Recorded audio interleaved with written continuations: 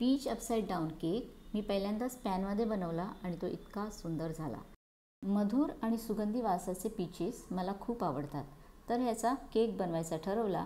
पीचच्या ऐवजी अननस, मोसंबी, संत्र किंवा केळीही वापरू शकाल।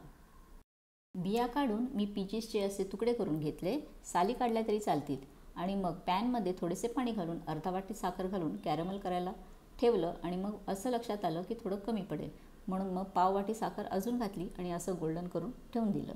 मग त्यावर थोडं मीठ भुरभुरावून पीचेस असे अरेंज केले आणि पॅन बाजूला ठेवून दिला।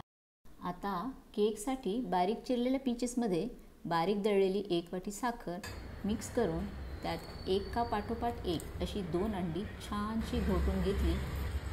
मग पाव वाटी दुधावरची साय किंवा क्रीम, अर्धा चमचा पीचचा इसेन्स आणि अर्धी वाटी वितळलेले तूप एका वेळी थोडं थोडं घालून छानसे एकजीव झाल्यावर त्यात 1.5 वाटी मैदा, अर्धा चमचा सोडा, अर्धा चमचा बेकिंग पावडर, अर्धा चमचा मीठ हे सगळं चाळणीत चाळून हे सर्व ओल्या मिश्रणात एकजीव करून घ्यायचं।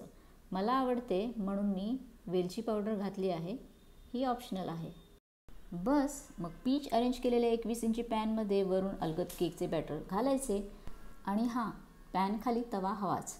मोठ्या आचेवर 15 ते 18 मिनिटं झाकून केक फुलून वर आला की बारीक गॅसवर पुढे अजून 20 मिनिटात केक तयार असेल।